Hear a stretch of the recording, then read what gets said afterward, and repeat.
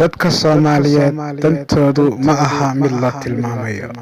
waayo mid kastoo ka mid ah waa mid aqoon u leh halkay ku jirto qarannimadiisu isbeddelkana taariikhda ayaa hoggaamisa dib waa la arkaa dheefina waa mid ka dambaysa waa ballan ilaahay inoo qaaday iimaankeedana laynaga rabo dalkeena Soomaaliya colaad fara badan ayaa ragaadisay oo yaayna baabiye inaga ayaa isbaabiinay cid kale amba dawlado kale inama baabiyaan hubka inuu haysano inaga oo qura ayaa soo adeegsanaa malaayiin qof oo sharaf leh ayaynu ku weynay colaad ansal iyo raatoona ku fadhiyeen iyo waliba argoosi ujeedadiisu ay marin habowday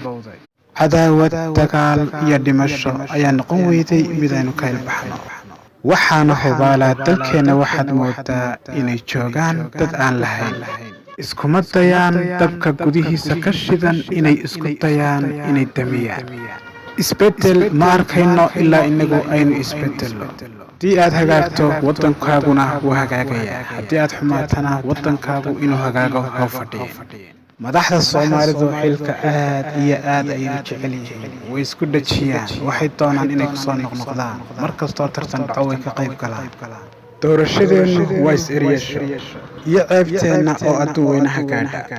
da'yarteennuna waxay ku hoos barbaareen geed colaadeed waxaynu gaadhnay heer cadowgeennu inoo caqli celiyo dadkii waxgaradka ahaa ee inaga dhex dhashayna waa ay quusteen sababtoo ah foosta gulla ayay dhaaminayaan haddii aynu taariikhda dugu eegno waxaynu halkaa ka arkaynaa inaynu soo marray marxalada kala duwan laakiin hadda aynu marayno marxaladii ugu hoosaysay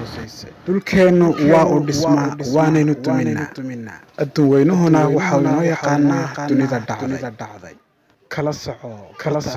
barta aan ku leeyahay YouTube maga fikirkaaga nala wadaag sidee ayaa uu kula yahay halka Soomaaliya ay ku badbaadi lahayd